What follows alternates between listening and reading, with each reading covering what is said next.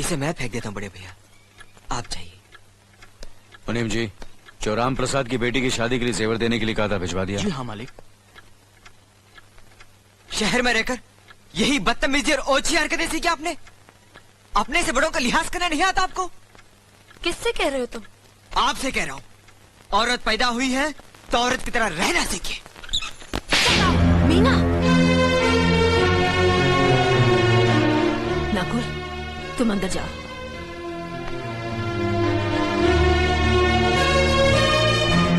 पागल हो गई हो तुम?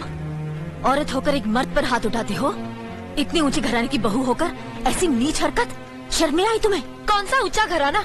ये जहाँ सिर्फ एक आदमी राजा है और बाकी सब उसके गुलाम। मीना, चिल्लाइए मत।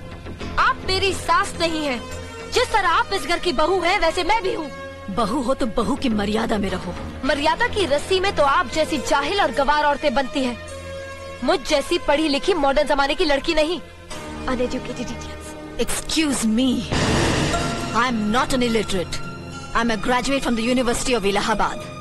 I am aware of the modernization of women, but I have not forgotten my culture, my customs, my traditions and my values. And most of all, I'll never ever forget that I am an Indian woman. Modern जमाने की औरत भी औरत ही होती है। उसे भी मर्द ही ब्याह कर ले जाता है, मर्द को ब्याह कर वो नहीं ले जाती। जमाने ख्याल और लिबास बदल देते हैं, औरत की शरीर की बनावट नहीं। लोग तुम्हारे ख्याल की लड़कियों को लज्जत का सामान भले ही समझते हो, इज्जत के काबिल कोई नहीं समझता। इज्जत आज भी उन्हीं औरतों की होती है जिनकी आंखों में हया हो, लाज हो, शर्म हो। हम नहीं कहते कि तुम बंदिशों में रहो, लेकिन अपने दायरे की सीमा को मत भूलो।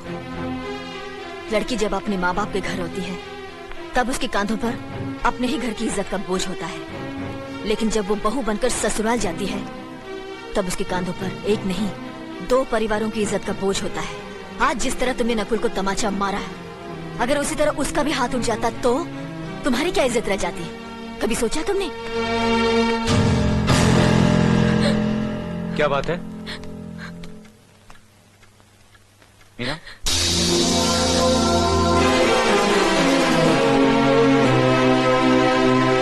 क्या हुआ भाभी? कुछ नहीं। मीना कह रही थी कि उसे खाना बनाना नहीं आता। हमने सोचा कि 2-4 खरी खोटी सुनाने से ही सीखेगी, तो सुना दिया। बस रोने लगी। क्यों अर्जुन, हमें तुम्हारी बीवी को डांटने का भी हक नहीं? क्यों नहीं, आप हमारी भाभी माँ हैं। आप मार सकती हैं, डांट सकती हैं, कुछ भी कर सकती हैं।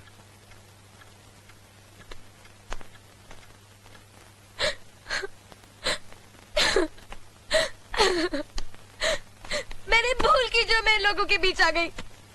मेरी तो इस घर में कोई इज्जत ही नहीं है। जब देखो तो सब मेरी इंसल्ट करते रहते हैं। मैं कब से रो रही हूँ, तुम पूछ भी नहीं रहे हो कि मैं क्यों रो रही हूँ। बेकार हो रही है तो कौन पूछेगा? अच्छा, तो मैं तुम्हारे लिए और इस घर के लिए बेकार हो गई हूँ। अरे बेकार तो तुम हो गए अपने परिवार के बीच में रहकर। मैं कब से बोले जा रही हूँ और तुम हो के सुन ही नहीं रहे हो। इंसान की चीख सुनकर लोग शुभ अशुभ का विचार करते हैं, लेकिन जब मेंढकी को जुकाम होता है उसकी चीख की कोई परवाह नहीं करता। ये मत भूलो कि जब मेंढकी चिल्लाती है तो आंधी और तूफान आते हैं। आंधी और तूफान आएंगे तो उसका नतीजा तुम्हें ही भुगतना पड़ेगा। तो फिर ठीक है, अब मैं तुम्हारे साथ तब भी रहूंगी जब तुम मेरे साथ मेरे डैडी के घर रहोगे।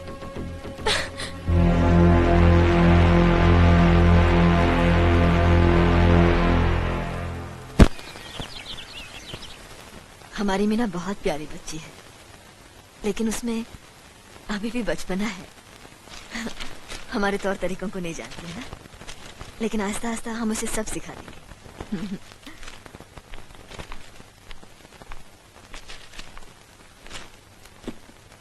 बड़े भैया, ये अपने घर जाना चाहती है। जाना भी चाहिए। 4-5 महीने हो गए, मायके की याद भी आती होगी इसे। और अर्जुन, तुम्हारे ससुर जी तुम्हें कई बार बुला चुके हैं, तुम भी कुछ दिनों के लिए हो आओ, तुम्हारा मन भी बहल जाएगा।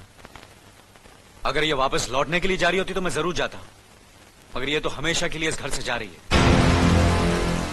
कैसी बातें कर रहे हो? अगर तुम दोनों के ख्यालात एक दूसरे से नहीं मिलते तो इस मामले को घर की 4 दीवारी में बैठकर आपस में सुलझा लेना चाहिए। बहू शहर की पढ़ी लिखी लड़की है, उसे गांव के रीति रिवाज के बारे में क्या मालूम?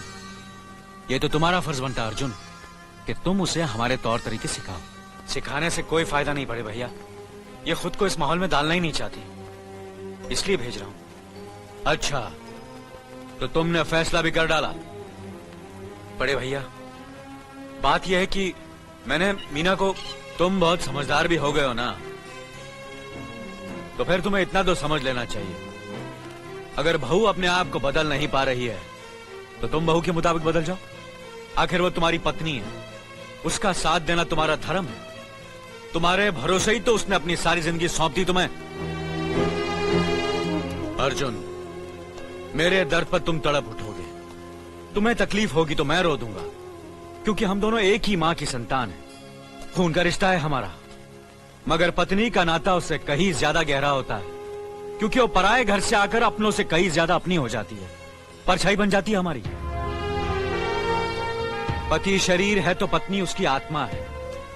पत्नी ही पति के जीवन को सही अर्थ देती है, उसे कामयाब बनाती। पत्नी के बगैर पति बेजान और बेमाने हो जाते। अगर आज तुम अपनी पत्नी को हमेशा के लिए उसके मायके छोड़ाओगे तो यह गांव, यह समाज क्या कहेगा हमारे बारे में? जरा सोचो अर्जुन, न्याय के सिंहासन पर बैठकर जो लोगों के अच्छे बुरे का फैसला करता है, अगर उसी के घर में नाइंसाफी होगी तो लोग हंसेंगे हम पर, किसी को मुंह दिखाने के काबिल नहीं रहेंगे हम। बड़े भैया, मुझसे भूल हो गई, मुझे माफ कर दीजिए। मुनीम जी। जी मालिक। जायदाद के दस्तावेज लाइए। जी अभी लाया। बहू, पति ही पत्नी की असली शक्ति होती है।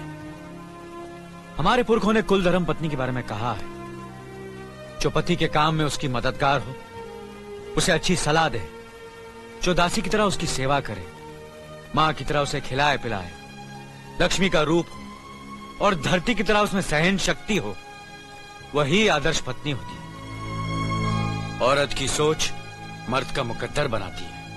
वो जब बनाने पर आती है तो कुटिया को महल कर देती है, और जब बिगाड़ने पर उतरती है तो महल को मिट्टी का ढेर बना देती है। मालिक, ये जायदाद के दस्तावेज हैं। हमारी जमीन जायदाद कहां कहां है और कितनी है, उसका हिसाब किताब ना बाबूजी को मालूम था, ना हम तीनों भाइयों को मालूम है। बहू, तुम पढ़ी लिखी हो, आज से इसका हिसाब किताब तुम देखोगी। लक्ष्मी जी। अपनी चाबियों का गुच्छा और ये कागजात बहू को दे दो।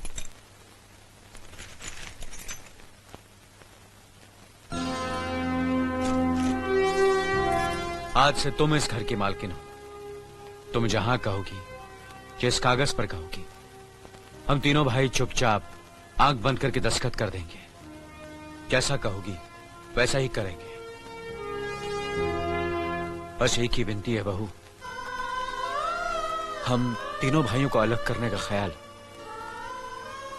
अपने मन में कभी आने मत देना।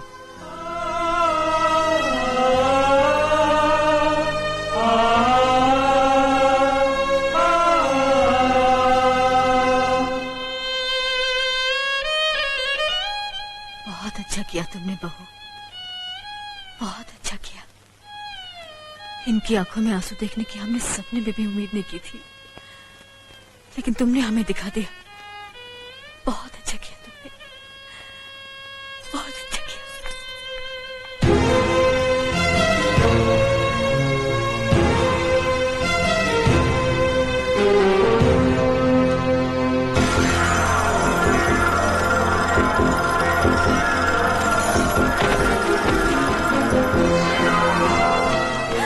मीना, मीना, क्या हुआ बहू?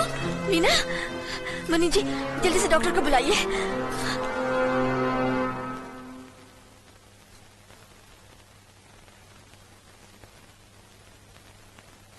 घबराने की कोई बात नहीं, ये माँ बनने वाली है।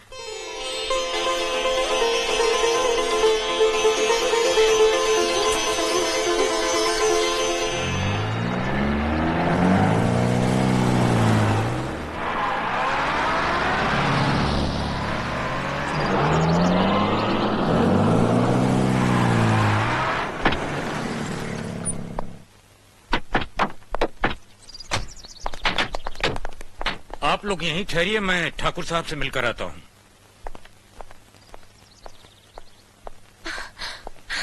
डैडी, डैडी, कैसी हो बेटी? What a pleasant surprise. आने की खबर भी नहीं की।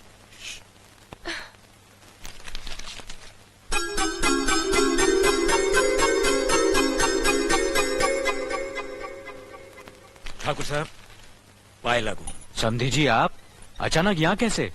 तशरीफ रखिए, बैठिए ना।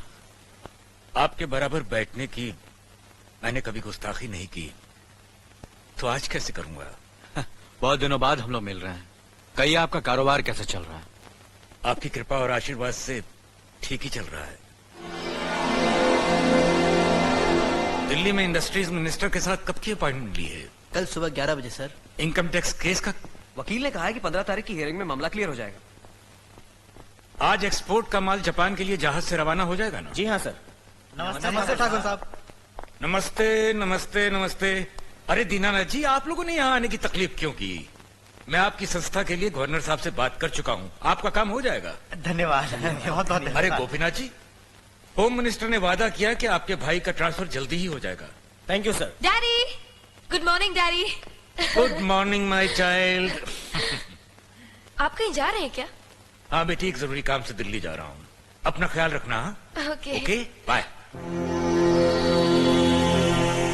पास में ही फैक्ट्री के लिए जमीन देखने आया था, सोचा आपके दर्शन करता चलूं। अब इजाजत दीजिए। इतनी जल्दी कैसे जा सकते हैं आप? भोजन तो करते जाइए। माफ कीजिए, आप तो जानते ही हैं, बाप बेटी के घर का खाना तो क्या, पानी भी नहीं पी सकता। शहर में रहकर भी अभी भी आप इन बातों को मानते हैं?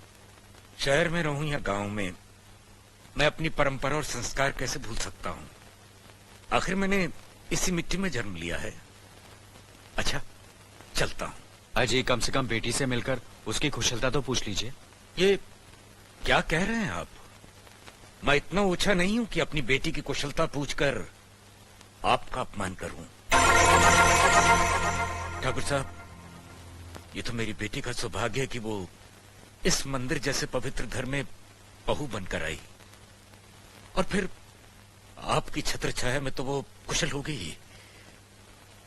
राम राम। राम राम। बेटे, जिस तरह तुम मैके में चहकाती रही हो ना, वैसे ही अपनी ससुराल को भी महकाती रहना। जी।